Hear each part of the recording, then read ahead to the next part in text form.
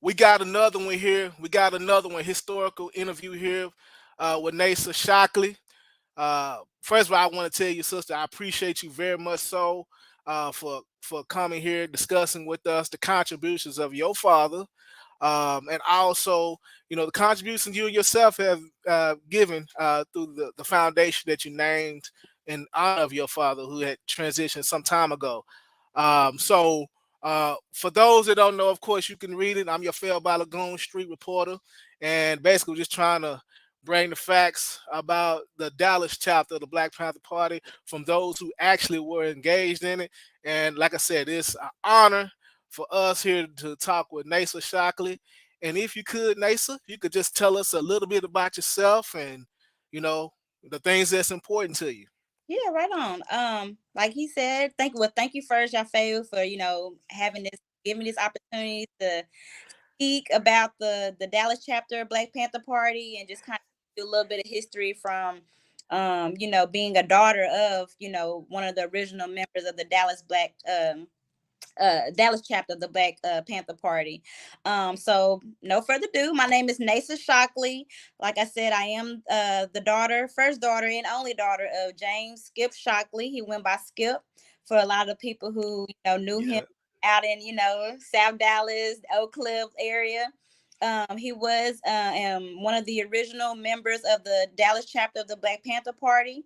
Me personally, I did start a foundation called the Skip Shockley Foundation, just to kind of honor his memory, and not only that, but to give back to the community that helped raise him and helped raise myself as well. Um, in addition to that, I went to school for got my master's in counseling, so I'm in the process of becoming a licensed counselor in the state of Texas. Just another way that I feel to give back to my community. Mental health is very important.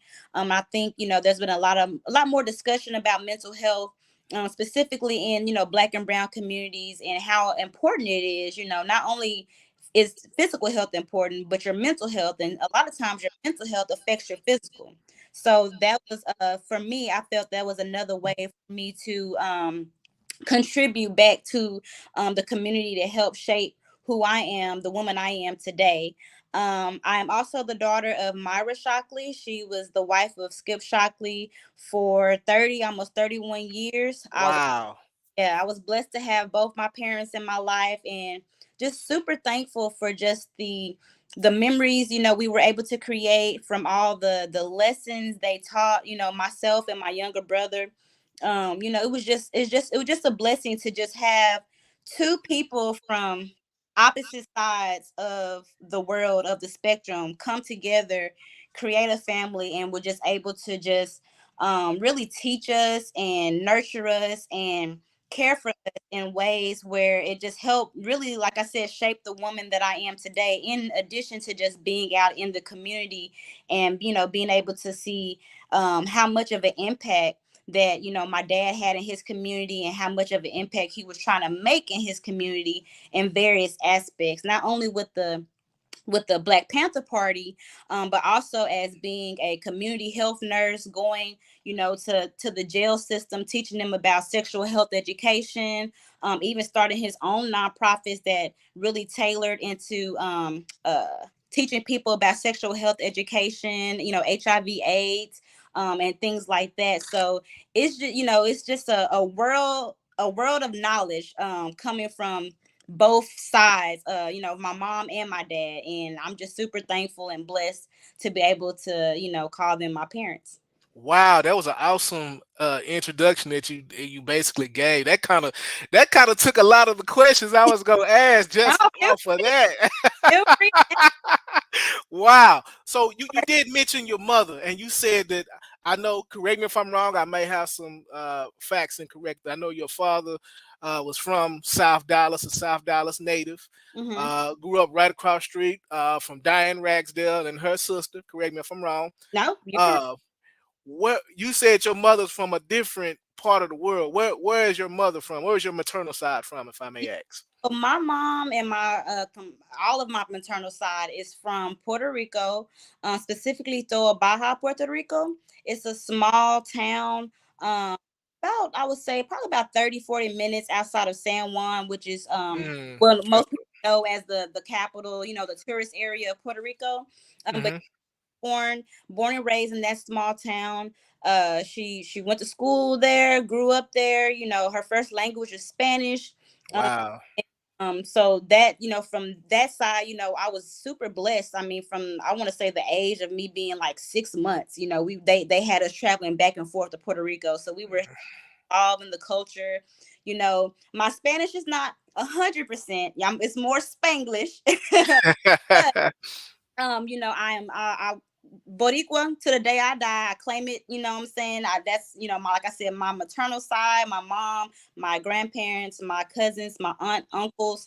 All Puerto Rico, all Spanish speakers, all, very proud of just being Boricua, and just really engulfing and engaging in that culture. My mom, like I said, she made sure that we knew about her side of the family, her culture.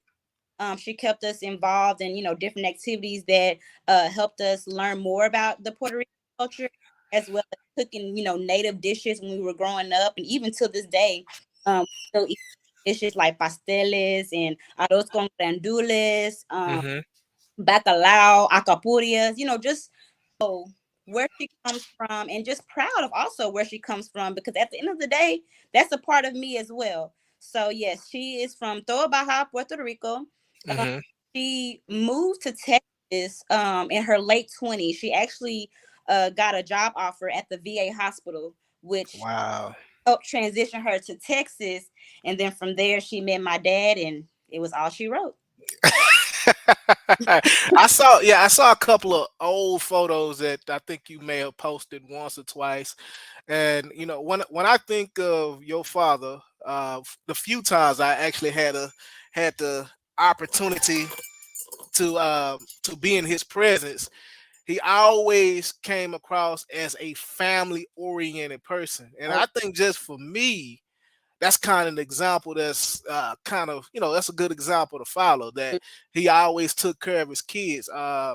Could you speak to times that your father was there for you, just as a not to get emotional, when because I'm thinking about my father too, mhm. that he was there for you to lean upon, or he gave you some good sound advice.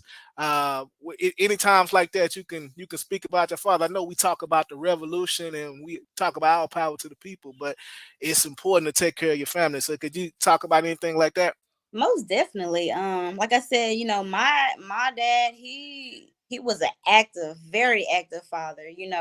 Since the day I came out the womb. Yeah.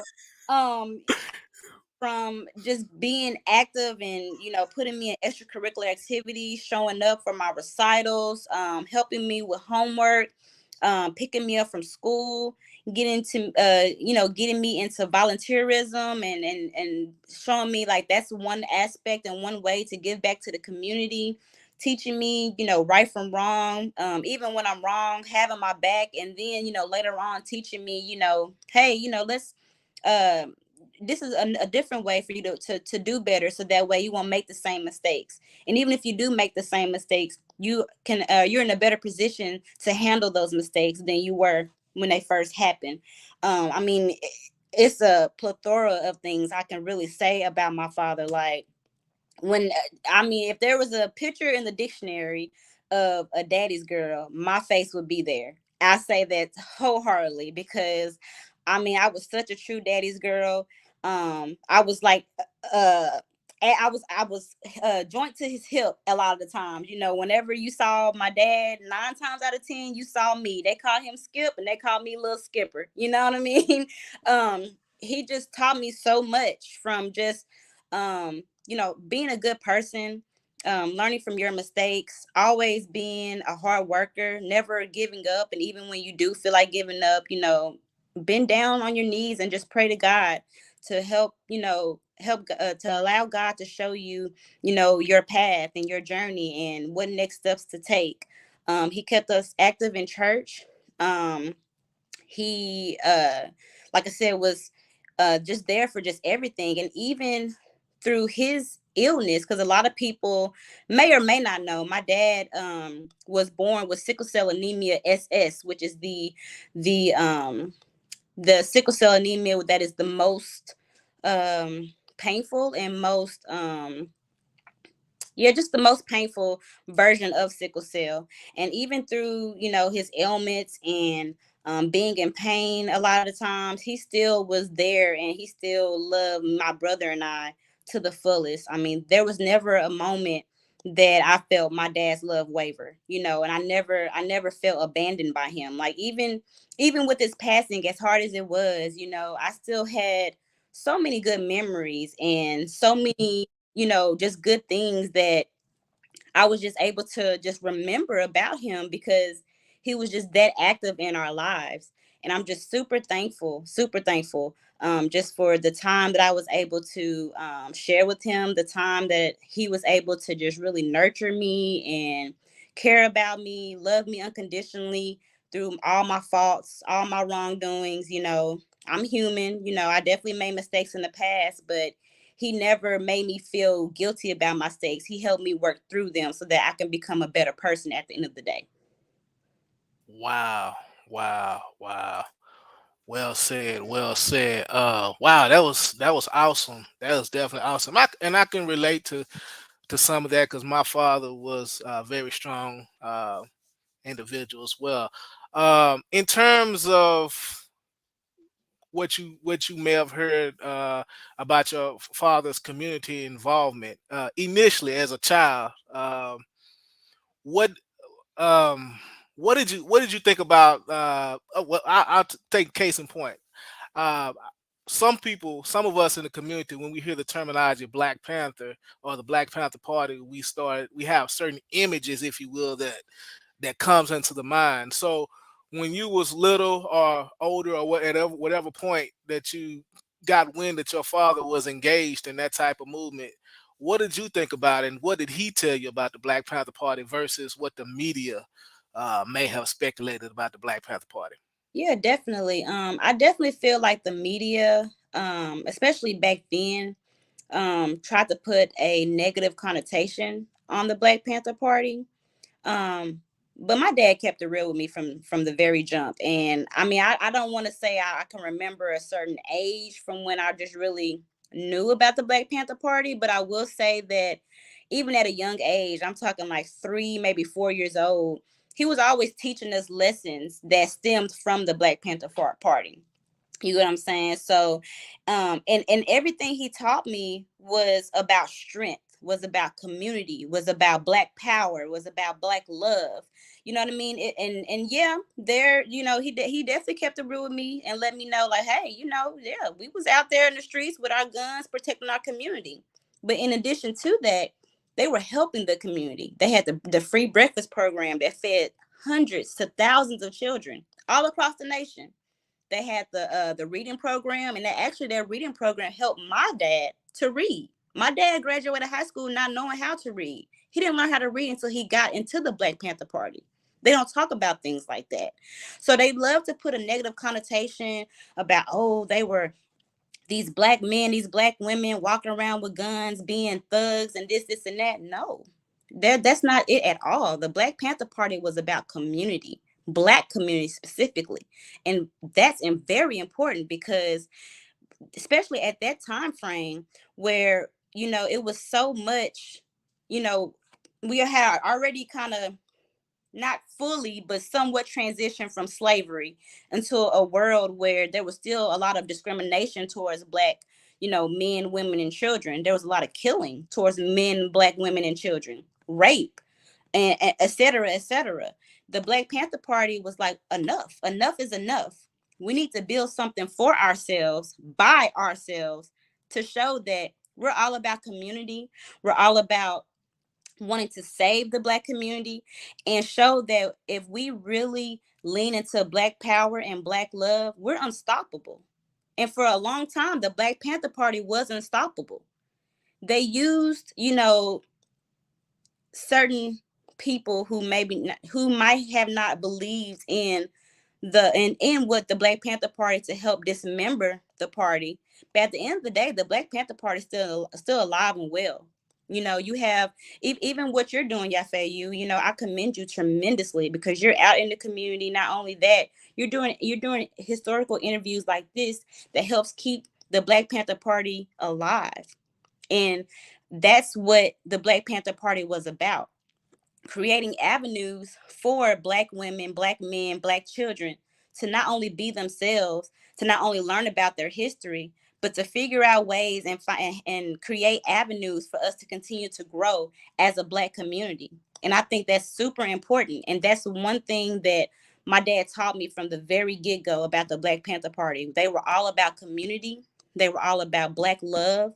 They were all about Black power, and just creating avenues for us to be better as people, because we weren't getting those type of opportunities going to white schools, or when integration came.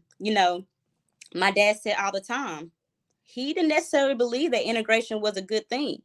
And some people might shoot the messenger, but I somewhat agree, because then that's where cultural appropriation has led into, you know what I mean, people not valuing the history when it comes to Black people and what we have been through. I hear a lot of times like, oh, Black people need to get over it. Slavery was a long time ago, but was it? It might not, we might not be out in the fields picking cotton, but slavery is still alive and well today. Very much so. The prison system, even our educational system, especially educational system in neighborhoods like South Dallas and Oak Cliff, they don't get the same opportunities as kids get in Prosper, Texas or Plano. So those are still, systemic slavery. And people need to realize that. And that was one thing that the Black Panther Party was trying to teach us, is that we need to really create things for ourselves.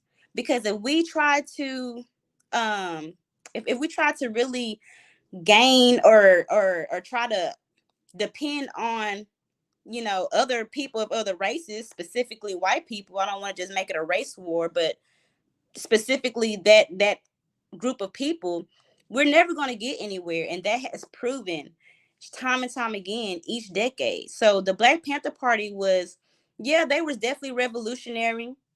Yeah, they may have, walked around the streets with guns, you know what I'm saying? And uh but they did that to protect the people. They weren't doing that to flash guns. They were doing that to protect the people because they knew that the people need protecting. And we wasn't getting that from the white sheriffs and the white police officers. We had to do that ourselves. And so the Black Panther Party, created avenues for us to be ourselves, to teach ourselves, to love ourselves, and as well as the people in our community. Wow, thank you. That was thank you for kind of giving us a very clear understanding of what the Black Panther Party was all about. I like the way next time I'm around, I'm gonna say put Neyssa up front. Let Neyssa talk about it because that was very eloquently spoken. Um, I just remember being at your father's funeral, and it was when I talk to those of us in this particular generation, the way that his funeral happened, is kind of the way that we often talk about now. It's like something more of a little bit more revolutionary than kind of than what we see normally going to the funeral home. So I just want to tell you, your family, um, everyone, that it was definitely an honor in being a part of that process. And for me, it's always keep your father's legacy alive. I think you and your brother is doing well. Any closing ideas in terms of how we can continually contribute to the memory of your father? I know about the foundation. How can we assist with the foundation, its work, and ensuring that the legacy is still alive? Yeah, most definitely. So, we have been a bit quiet with the foundation. Just a lot of personal things going on. Starting in 2024, we will be getting back active. We were trying to start with a community garden. Unfortunately, it doesn't seem like that's going to be able to continue just because because of where we're trying to do the community garden. Um, we were getting a lot of pushback from people, some people in the community, but not only that, because of the location, it's in a historical district. They were basically trying to get us to jump through hoops and arrows to get Mm, the community garden even started. So for right now, that's going to be on pause just until we really figure out how we can work around that. But starting in 2024, we will be getting back active. I know we have connections with and the help and assistance and the support of Marcus with CIVN. So we will be, trying to work with him to help just kind of push the foundation back out there, with food drives and clothing drives and things like that. right. Give back to the community. Like I said, I am in the process of working on getting my counselor's license. So eventually, I don't want to put a timeline on that because I don't necessarily know. But eventually, I would like to get the foundation in a position where we can offer, if not fully free, at least discounted mental health services for those in the community, specifically in South Dallas and the Oak Cliff area. Hmm. Because like I said, mental health is very important, and I know a lot of people don't have access to that, who may want those services. So I want to be a tool for my communities to be able to provide that resource for them that we'll be looking to get into hopefully in the next few years. So just be on the lookout for more fundraisers, more clothing drives, more food drives, just us being more active in the community. Of course, donations are always welcome as far as helping further push our mission. But honestly, volunteer work, if you are a free to help us with these food drives and these clothing drives that we will have planned year. That's really what we need. We need the legwork. We need people to come out to support and show the community that they have the support, because it's really a community thing. It can't be one person or two people or five people. It Right. really a village, and that village is the community. So the more people that we get to come out to these events and just show the community that they have the support, that's what's gonna create, that's what's gonna lead us to win. And at the end of the day, we just want our people to win. We want our community to win. We want our community to become a better place for our children, for our future. So that's really what we have for coming. Like I said, that will be coming up in the early parts of 2024. So just be on the lookout for that. I will definitely be posting more on our Instagram and our Facebook. What's your handle? What's your handles on Instagram and on Facebook? So for both, it's Skip Shockley Foundation, SkipShockleYFoundaTion, Skip Shockley Foundation. That's for both Instagram and Facebook. And what's your and how can they donate? If you could also donate by our Cash App, I want to say it's $ Skip F01. I could be wrong, but I will double check on that. And then we also have the Zelle, and it's through 469-337-5261. So you can Zelle or Cash App. And if I got the Cash App wrong, I can get that to you just to make sure I have it right. But I think that's right. Okay, cool, cool, cool. Well, we definitely appreciate you very much, and we're very grateful to the sacrifice that your father and mother has given to the community, and the sacrifice that you have as well, and will continue to give you and your brother. We thank the Shockley clan, the Shockley family, for everything. And personally, I thank you, of course, for giving your time out to kind of discuss something that's very personal, which is the contributions of your father, which is which will last forever. So we forever thank you all, and I appreciate you for taking the time out to be on this episode for us. Thank you so much, Yafeuh. I appreciate the opportunity, and whenever you need me, you just hit my line. I'm there. Gotcha.